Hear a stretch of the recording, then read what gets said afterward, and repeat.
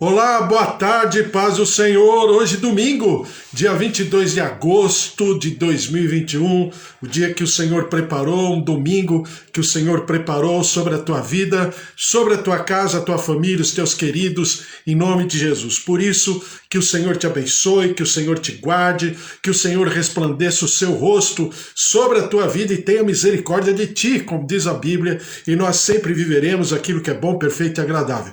Por isso que o Senhor esteja realmente cumprindo nos seus propósitos, na sua plenitude, na sua graça, na sua misericórdia, todos os seus as suas bênçãos, os seus pensamentos, suas palavras sobre a tua vida, sobre a tua casa, a tua família.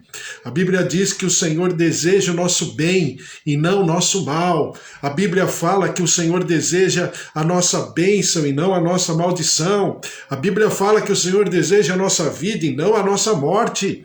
A Bíblia fala que o Senhor deseja a nossa saúde e não a nossa enfermidade. Então que você viva a plenitude da graça e da vontade do Senhor, porque a vontade do Senhor é boa, perfeita e agradável. Estamos mais uma vez na presença do Senhor hoje, domingo, já a segunda reunião, já fizemos a primeira reunião de manhã e vamos dar continuidade lendo a palavra do Senhor em Mateus capítulo 26.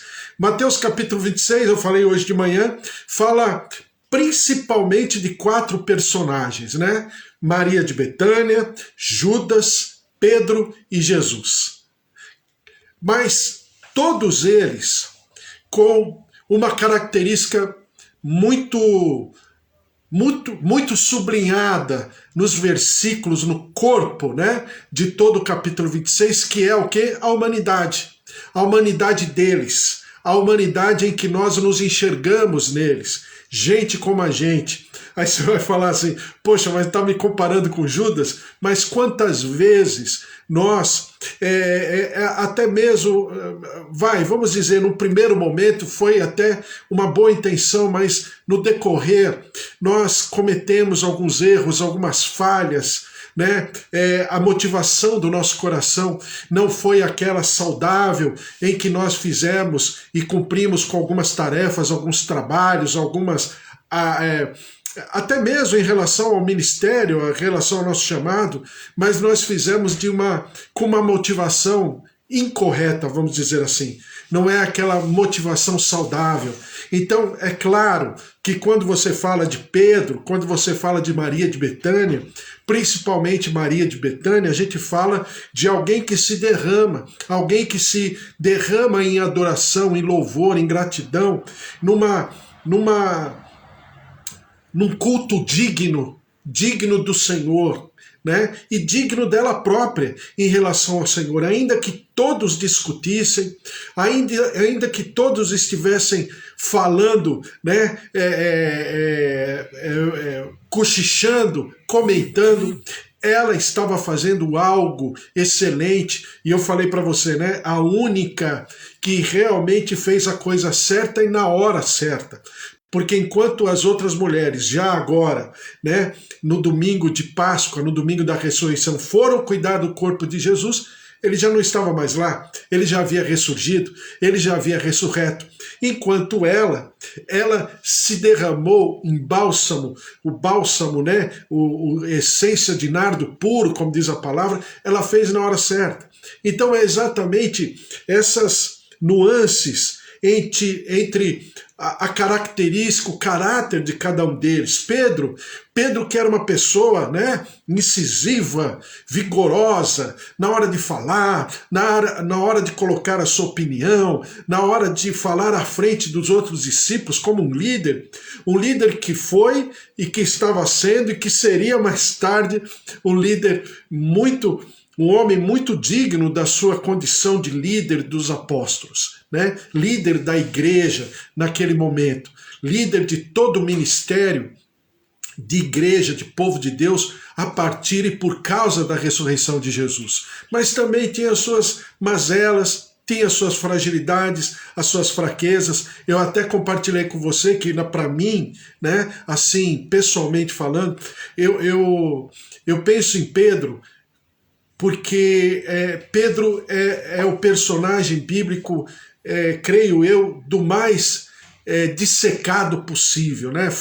Que se fala muito do sentimento, do que ele falou, daquilo que ele deveria fazer, daquilo que ele não fez, ele próprio reconhecendo. Então você percebe em Pedro essa humanidade. E o que falar de Jesus? Quando Jesus vai para o Getsemane, ele fala para os seus discípulos, né? 8 com 3, 11, né? Porque Judas já não estava mais. Então ele fala para os seus discípulos 8 ficarem logo no comecinho. Depois ele se distancia um pouco mais com seus 3 discípulos, João, Tiago e Pedro. E depois ele deixa os 3 discípulos e se distancia um pouco mais e vai buscar o Deus e Pai de maneira solitária, de uma maneira triste, angustiante, aflitiva em todos os sentidos, tristeza muito profunda. A Bíblia fala em Lucas que ele chorou copiosamente, era um momento crítico e Jesus estava ali. Falando o quê? Falando da sua humanidade. Jesus não sabia de tudo? Sabia. Sabia da crucificação, sabia do flagelo, sabia da tortura, de tudo aquilo que ele passaria, de tudo aquilo que ele viveria. Mas Jesus, ele estava ali exatamente isso. Exatamente o que Maria de Betânia fez, que Judas não fez de jeito nenhum, que Pedro fez um pouco, e que Jesus, na excelência, na perfeição, ele faz, que é o quê? Expor o seu coração, expor o seu sentimento. Não obstante ele saber de todo o plano do Pai, mas o plano, a tarefa, a responsabilidade precisava estar comungada com o seu sentimento, com a motivação do seu coração, para que ele pudesse enfrentar a cruz na excelência da vontade do Senhor. Qual é a excelência? Que se cumpra o propósito do Senhor e que o sentimento de Jesus não atrapalhasse. Parece que eu estou falando uma coisa muito... Estou falando de Jesus, mas é exatamente isso. Para que não houvesse conflito de interesses. Para que não houvesse conflito de sentimentos. A vontade do Pai seria suprema. E a Bíblia fala em Mateus 26, versículo 38, diz: a minha alma está profundamente triste até a morte. Ficai aqui e vigiai comigo. Então ele está falando de como ele está. Alguns chamam esse momento do Deus que se faz fraco. Lógico, porque ele se esvazia de Deus, da segunda pessoa da Trindade, e como ser humano também ele se torna frágil, vulnerável. A vulnerabilidade de Jesus, de uma maneira assintosa, de uma maneira exposta, de uma maneira destacada. Em nenhum momento os escritores nos evangelhos tentam, como é que fala, dourar a pílula, tentam maquiar aquele momento de Jesus. Não, a minha alma está profundamente triste até a morte. Depois ele diz assim: meu Pai, se possível, passe de mim este cálice. Desculpe, todavia não seja como eu quero, e sim como tu queres. Então ele está expondo o seu sentimento. Eu não estou preparado, eu não quero passar por isso. Eu não quero me fazer pecado, eu não quero me fazer maldição, eu não quero me fazer iniquidade, não obstante eu não ser pecador, não obstante não ser maldito e não obstante não ser iníquo. Não quero. Por quê? Porque isso causaria, essa palavra tá tão em voga esses dias, né? Causaria uma ruptura entre o sagrado e o profano, entre o Deus Pai e o seu Filho. Por quê? Era necessário ele virar as costas. Era necessário o Pai se afastar, sair de cena, porque o cálice da ira de Deus seria entornado totalmente sobre Jesus e sobre o seu estado de flagelo, de tortura, de fragilidade, de dor, de sofrimento. Mas essa situação já estava completamente esquadrinhada pela Trindade. Deus sabia. O próprio Senhor Jesus, agora na sua humanidade, também já havia tido a sua revelação. Mas encarar aquele momento seria doloroso, seria de um sofrimento extremo. E a palavra do Senhor diz o quê? Que mesmo assim, ele permanece, ele permanece na sua vigorosa, né?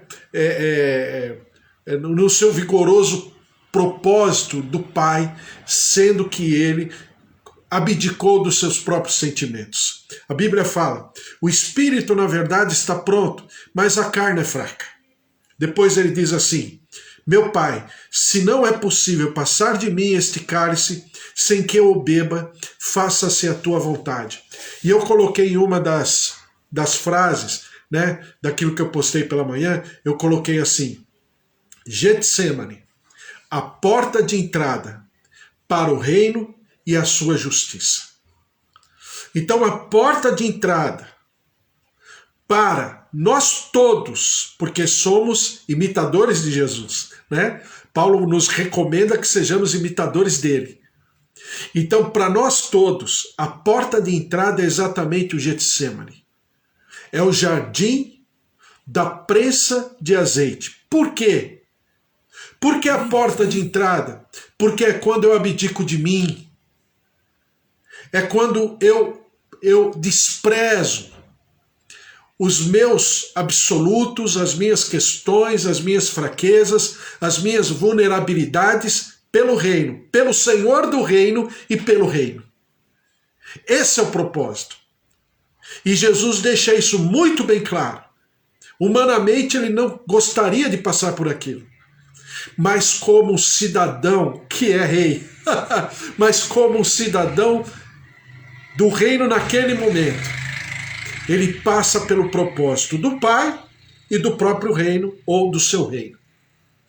A palavra do Senhor eu li, Filipenses capítulo 2, versículo 5, só vou ler essa frase, antes a si mesmo se esvaziou, ou seja, assumindo a sua forma completamente humana, assumindo a forma de servo, a si mesmo se humilhou, tornando-se obediente até a morte, morte de cruz. Depois nós lemos Tiago capítulo 4, versículo 15, em vez disso deveis dizer, se o Senhor quiser, não só viveremos, como também faremos isto ou aquilo, ou seja, sempre deixarmos muito bem claro que a vontade do Senhor precisa ser observada, prescrita e avaliada na condução. Lembra que eu sempre falo para você, o Senhor não está preocupado com o final, com o resultado é dele. Ele tem todas as condições e capacidades para isso. Mas ele está preocupado com o processo, de como nós chegaremos lá. Então, nesse sentido, eu falei para você que o Getsemane é mais importante do que o Calvário. Porque o Getsemane é o lugar, é o altar da obediência. Enquanto o Calvário é o altar do sacrifício. Primeiro a obediência, depois o sacrifício. Por quê? Porque se a obediência não estiver na sua plenitude, o sacrifício não será, vamos dizer, perfeito. Então a obediência precisa estar na sua perfeição para que o sacrifício seja aceito na sua plenitude. Entendeu? Então é aquilo que Samuel diz, né? Importa obedecer e não sacrificar. Por quê? Porque quando eu obedeço, aí sim o sacrifício é um resultado maravilhoso. Ainda que me doa, mas o sacrifício, né, é para melhorar. Como dizem por aí, né? Pior agora para melhorar depois. Então é exatamente o que Jesus passaria, mas ele precisava do Getsemane. Eu e você, nós todos que estamos aqui, no nosso ministério, na nossa casa, na nossa família, no nosso cotidiano, precisamos da obediência, do altar de obediência em primeiríssimo lugar. Depois diz a palavra em Provérbios 16. O coração do homem pode fazer planos, mas a resposta certa dos lábios vem do Senhor. Todos os caminhos do homem são puros aos seus olhos, mas o Senhor pesa o espírito, ou seja, a motivação, Deus de poder. Eu sei do teu propósito, da tua vontade, mas eu quero ter a motivação correta. Eu quero sintonizar a minha motivação dentro do teu propósito. E o teu propósito seja para mim a minha motivação. Porque senão eu corro o risco, humanamente falando, de ainda que fazendo a coisa certa, estarei com a motivação errada. Por quê? Aquilo que eu falei. Tem gente que faz a coisa certa com a motivação errada. Tem gente que faz a coisa errada, mas com a motivação certa. Então a gente precisa ajustar motivação mais propósito. Propósito de Deus com a motivação correta vai levar a exatamente a perfeição daquilo que o Senhor tem por sobre através da nossa vida. E depois eu falei para você que o reino de Deus sempre virá em primeiro lugar. Sempre. Por quê? Porque quando ele fala em reino dos céus lá, em Mateus capítulo 6, quando ele fala, não andeis ansiosos com aquilo que deveis vestir, ou comer, ou beber. Por que ele fala isso? Porque são as necessidades básicas. Mas se eu não colocar o reino dos céus em primeiríssimo lugar, de maneira primordial, a despeito da minha própria necessidade básica, ou seja, de sobrevivência, de sobrevida, então eu não sou digno do reino dos céus. O reino dos céus cobra de mim. Não cobra no sentido, você tem que fazer, não. Mas ele me constrange, melhor dizendo, ele me constrange a estar completamente rendido, completamente derramado para cumprir aquilo que é de mistério do reino dos céus na minha vida e através da minha vida. E eu quero ler uma passagem dando continuidade, que está em Mateus capítulo 13, versículo 44, que diz assim: o reino dos céus é semelhante a um tesouro oculto no campo, o qual certo homem, tendo-o achado, escondeu. E transbordante de alegria, vai e vende tudo que tem e compra aquele campo. O reino dos céus é também semelhante a um que negocia e procura boas pérolas. E tendo achado uma pérola de grande valor, vende tudo o que possui e a compra. O reino dos céus é ainda semelhante a uma rede que, lançada ao mar, recolhe peixes de toda espécie. E quando já está cheia, os pescadores arrastam-na para a praia e, assentados, escolhem os bons para os cestos e os ruins deitam fora. Assim será na consumação do século.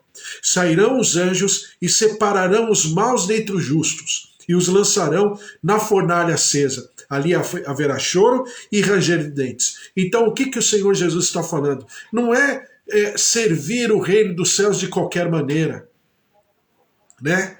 Como eu vejo, às vezes, né? E eu vou falar de nós, porque senão vou estar acusando alguém, eu não quero. Como eu vejo, às vezes, como nós fazemos, né? Sabemos que as coisas de Deus são importantes, com certeza. Ninguém está falando que não sabe. Nós sabemos que são importantes. Eu estou falando para nós, que somos de dentro, né? Não os de fora, para os de dentro. Sabemos que é importante. Mas daí colocar em prioridade na nossa vida há uma grande distância, né? Quantas coisas na minha vida, no meu cotidiano, eu sei que é importante, mas dentro de um valor, dentro de uma ordem, ou de necessidade, ou de prioridade. Não, o que Jesus está falando aqui não.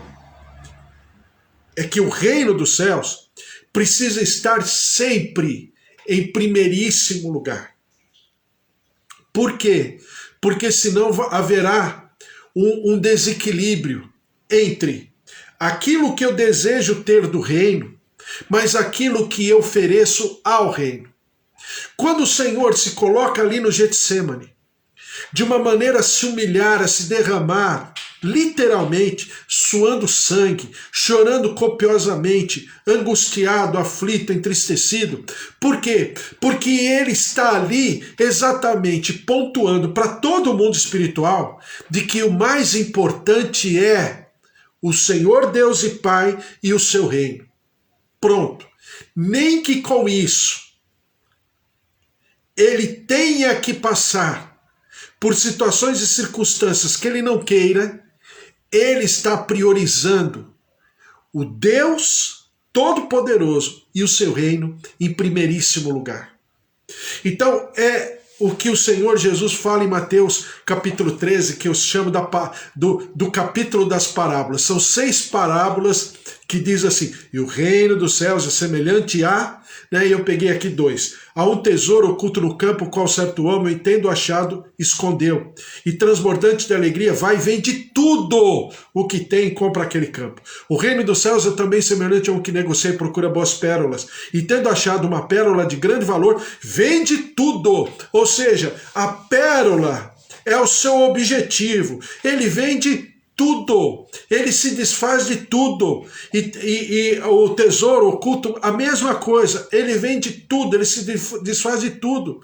Tudo o quê? Tudo daquilo que ele angariou, daquilo que ele poupou, daquilo que ele trabalhou durante anos, ele se desfaz de tudo por causa daquele tesouro ou por causa daquela pérola. Então o reino dos céus, ele precisa ser, diante de todos os valores que eu tenho ao meu redor, diante de todas as questões que eu tenho ao meu redor todos os dias, eu tenho que priorizar o reino. Então o Getsemane vamos chamar assim, é um instrumento de aferição, é a balança. Veja o que diz Romanos capítulo 10, do versículo 8 em diante. Porém, que se diz, a palavra está perto de ti, na tua boca e no teu coração. Isto é, a palavra da fé que pregamos. Se com a tua boca confessares Jesus como Senhor, e em teu coração creres que Deus o ressuscitou dentre os mortos, serás salvo. Porque com o coração se crê para a justiça, e com a boca se confessa a respeito da salvação. Porquanto a Escritura diz, todo aquele que nele crê não será confundido. Então eu tenho que ter essa maturidade para que eu não me confunda, para que eu não altere os valores de tudo aquilo que significa servir ao Senhor. Veja só o que diz Lucas capítulo 14. Eu já volto, eu vou lendo, depois eu volto um pouquinho. Lucas capítulo 14, versículo 24 diz assim, porque vos declaro que nenhum daqueles homens que foram convidados provará a minha ceia. Grandes multidões o acompanhavam. Então era muita gente que acompanhava Jesus. Mas isso não significava que Jesus a todo momento exortava, olha. Por quê? Porque multidão dava uma conotação de que tudo era bom, tudo, e era. Mas a essência era a disposição dessas pessoas em não apenas ouvirem Jesus, em não apenas serem curadas por Jesus, mas elas terem introjetado, incorporado o reino dos céus. Olha só, diz aqui, e ele voltando-se lhe disse, se alguém vem a mim e não aborrece ao seu pai, mãe, mulher, filhos, irmãos, irmãs, e ainda a sua própria vida, não pode ser o meu discípulo. E qualquer que não tomar a sua cruz e vier após mim, não pode ser meu discípulo. Pois qual de vós, veja só a aferição e como Jesus dá de exemplo. Olha lá.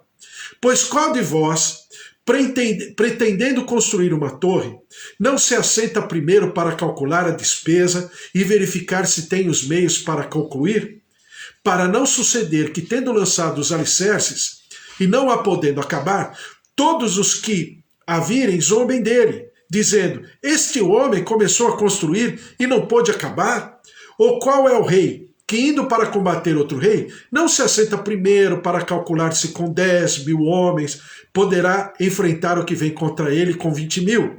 Caso contrário, estando o outro ainda longe, envia-lhe uma embaixada pedindo condições de paz. Assim, pois, todo aquele que dentre vós não renuncia tudo quanto tem, não pode ser o meu discípulo. Então Jesus está falando o quê? Ele está vendo que tem muita gente. Então ele falou, ele dá uma parada, ele puxa o freio de mão e fala assim: opa, espera um pouquinho. Vocês estão vendo o que vocês estão querendo fazer?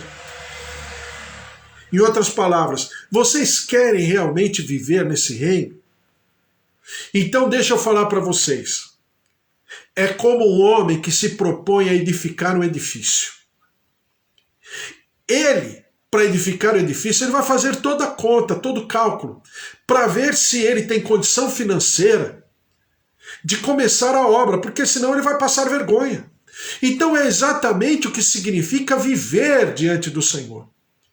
Viver diante do Senhor me faz responsável pelos meus procedimentos, pelas minhas palavras, pelas minhas atitudes, não porque tem alguém cobrando, mas é porque faz parte do pacote chamado Reino dos Céus.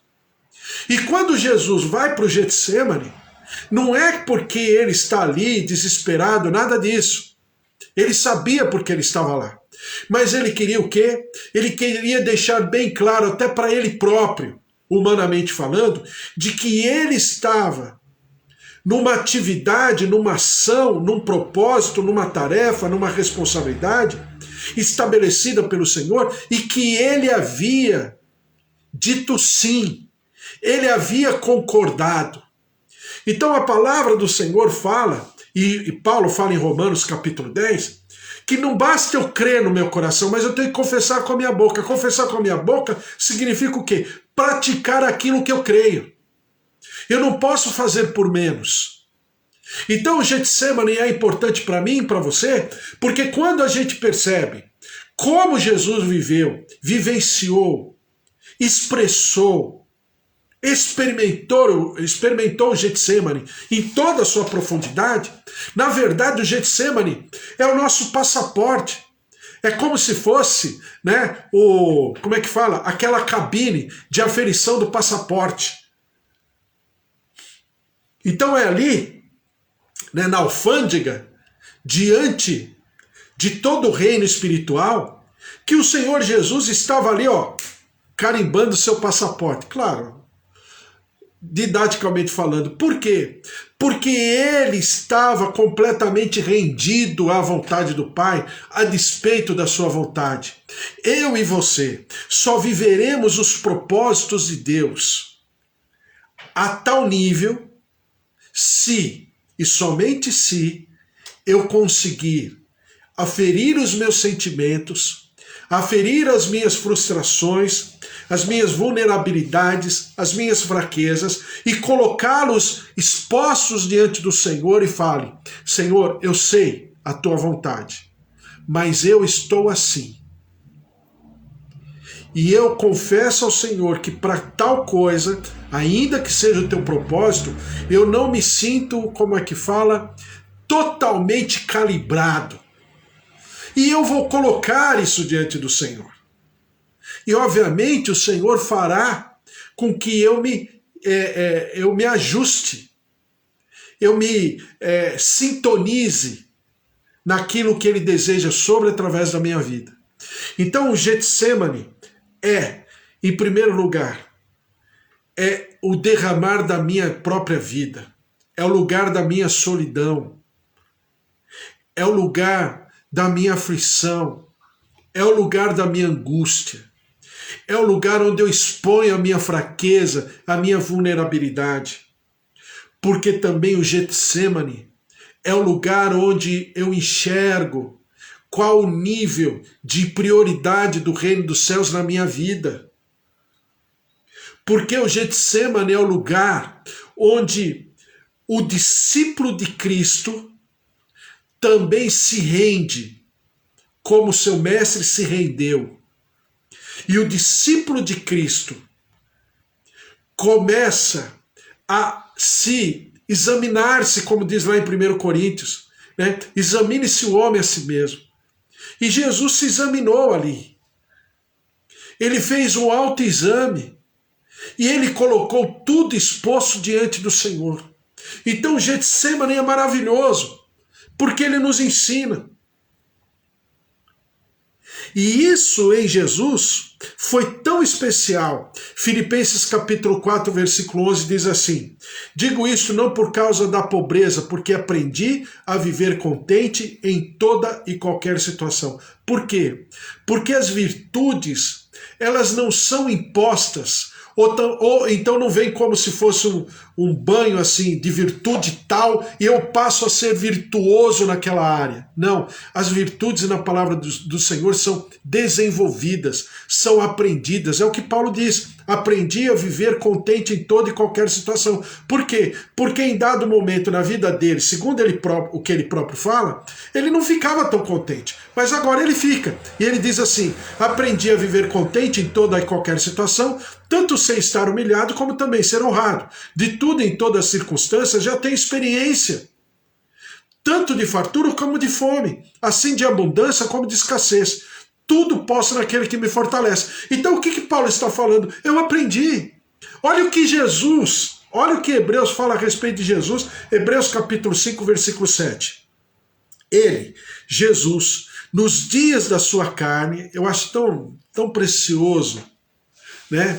Esse texto, essa frase, nos dias da sua carne, ou seja, na sua plena humanidade, na sua limitação, gente como a gente.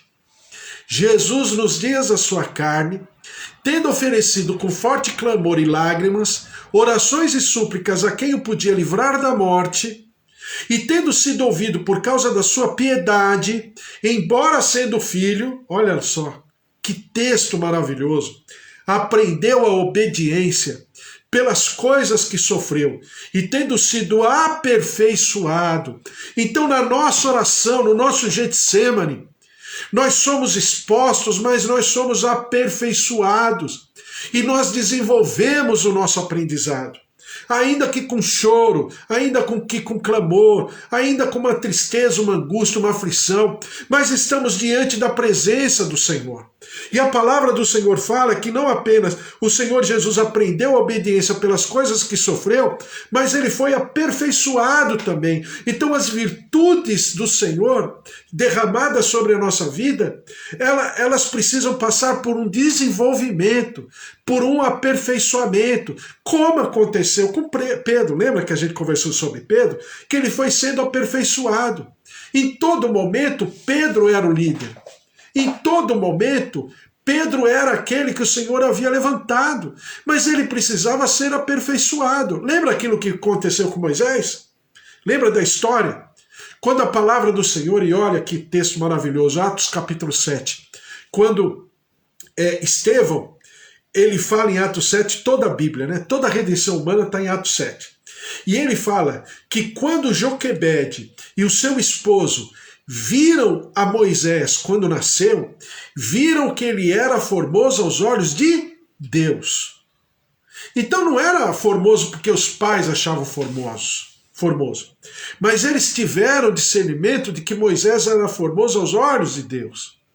E não é por causa disso que Moisés foi um principinho, né? Um príncipe bonitinho, um playboy, porque ele era, não.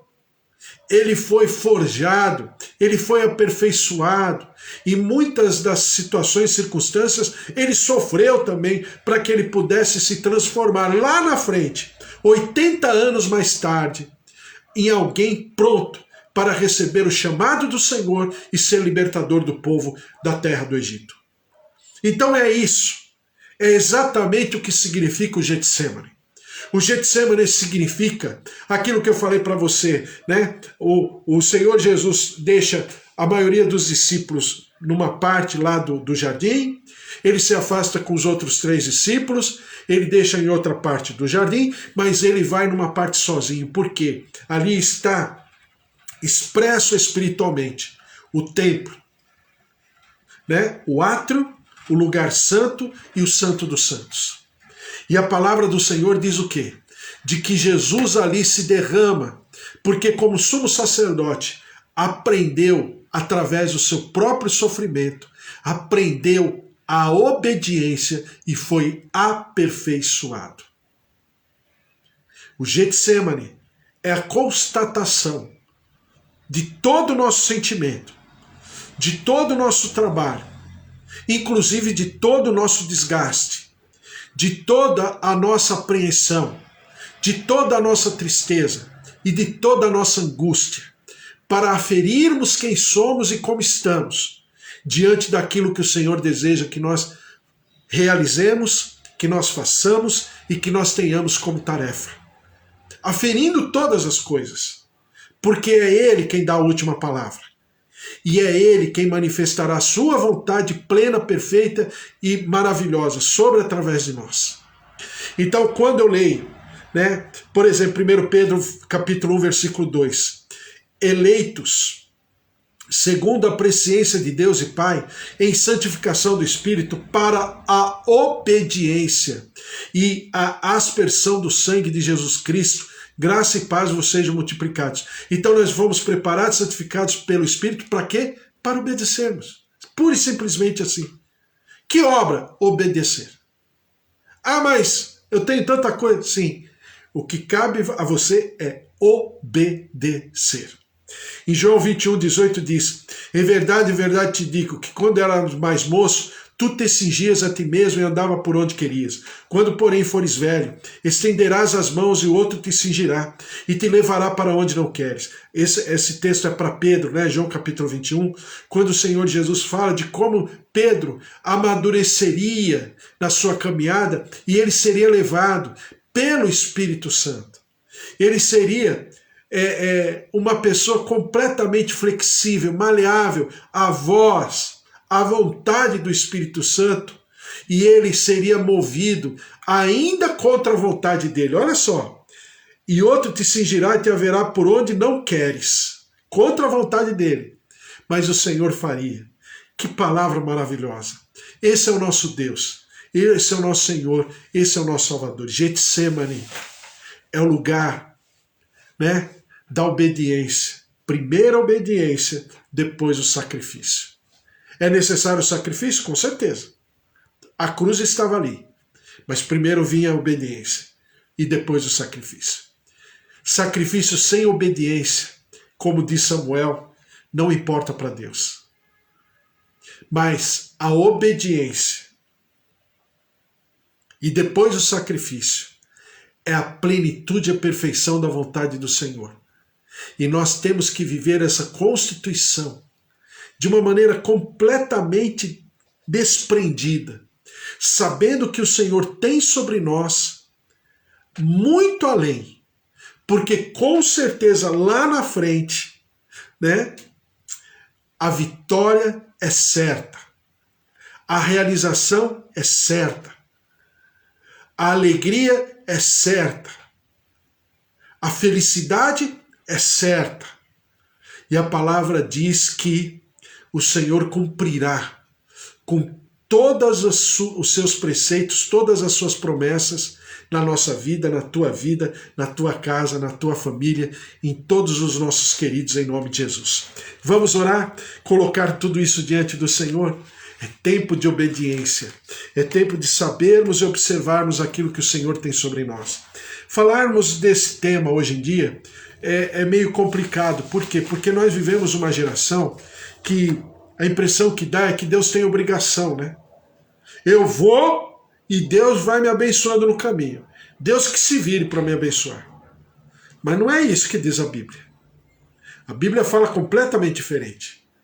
Ainda que Jesus soubesse que Ler-Lerá, ele deveria ir, seguir o seu caminho, seguir nessa sua força, nessa sua opinião, ele sabia que precisava ferir a sua motivação, para que ele estivesse completamente sintonizado, calibrado na vontade suprema do Senhor na sua vida.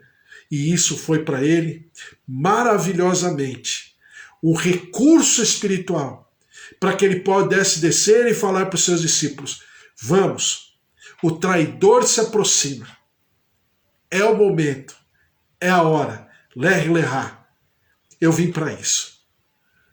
Glória a Deus, ao Senhor toda honra e toda glória. Vamos orar, vamos colocar tudo isso diante do Senhor, nossa casa, nossa vida, nossa família, nossos queridos, nosso ministério, nosso chamado, em nome de Jesus. Bispo Antônio que está aqui, pastora Mara também, todos os familiares, meus pais, seu João, dona Dária, dona Nadir, seu Toninho, também orando pelos nossos queridos, nossas famílias, meus tios, tias, sobrinhos, netos, genros, noras, presença, o poder, o mover do Senhor.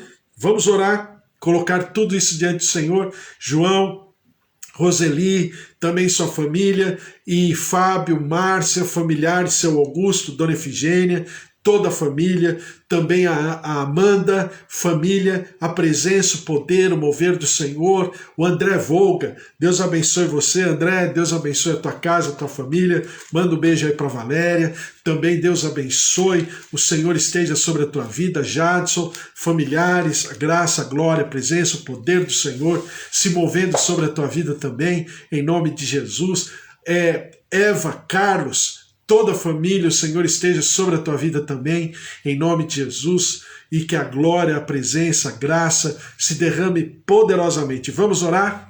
Senhor, nosso Deus, nosso Pai, nós te louvamos e te agradecemos pela tua palavra e por tudo aquilo que o Senhor significa para nós.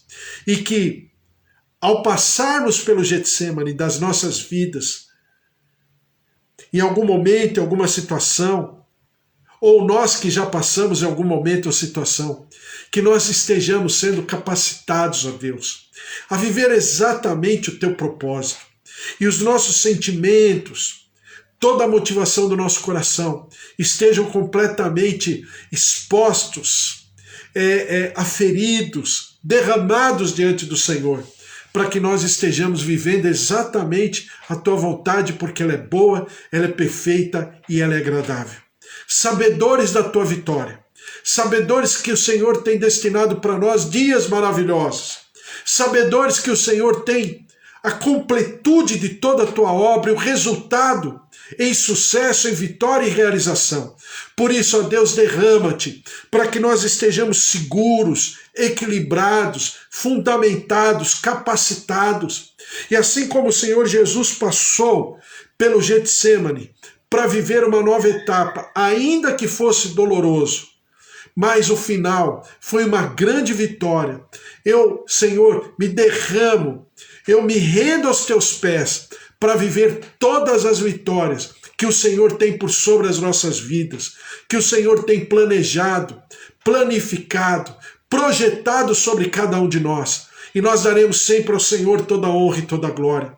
Derrama-te, ó Deus, sobre a nossa casa, nossos queridos, idosos, avós, netos, filhos, pais, marido, esposa, sobrinhos, tios, tua presença, tua glória se derramando, visita o nosso corpo, visita órgãos, coração, artérias, veias, ó Deus, membros, articulações, sangue, olhos, ouvidos, tireoides, células, circulação sanguínea, taxas, derrama-te com a tua cura, vem com a tua saúde, visita-nos agora, Deus, que haja cura, que haja saúde também do nosso emocional, dos nossos sentimentos, fortalecendo, capacitando toda a depressão, tristeza, ó Deus, angústia, aflição, solidão, nós repreendemos e declaramos o poder da vida, a tua presença, o teu mover, a tua paz se derramando sobre cada um.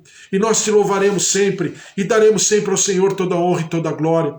Abençoa o nosso país, o nosso Brasil. Ó Deus, são tantas pessoas miseráveis, empobrecidas, falta de emprego, de trabalho, tantas situações. Já não bastasse a pandemia em si, que também é outra tragédia, mas os resultados da pandemia. Por isso, ó Deus, tem misericórdia do nosso povo, da nossa nação, visita-nos, perdoa-nos no nosso pecado, quebra a maldição, move-te, ó Deus, em nosso favor, e nós daremos sempre ao Senhor toda a honra e toda a glória, e nós te clamamos pelos países, toda essa situação, Europa, vivendo uma área com muita chuva, muito vento, tempestades, outras áreas com incêndio, com situações dificílimas. Também, ó Deus, aquilo que está vivendo a população do Haiti, depois de um terremoto, de tantas situações e circunstâncias, um povo miserável. Ó Deus, tem misericórdia desse povo, nossos irmãos que estão lá, pessoas que servem ao Senhor, que temem o teu nome. Senhor, protege, preserva, abençoa.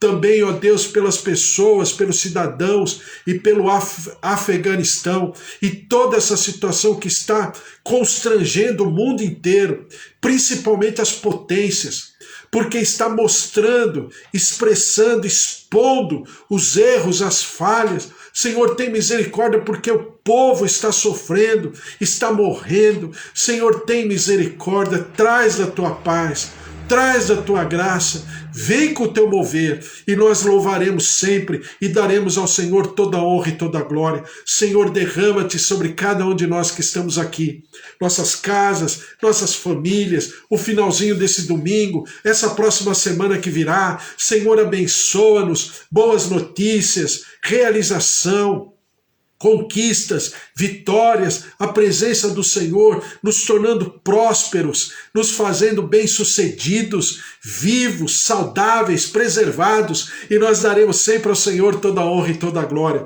Por isso, ó Deus, nós dedicamos ao Senhor esse momento. Age, continua a falar com a tua palavra e nós te louvaremos sempre, em nome de Jesus.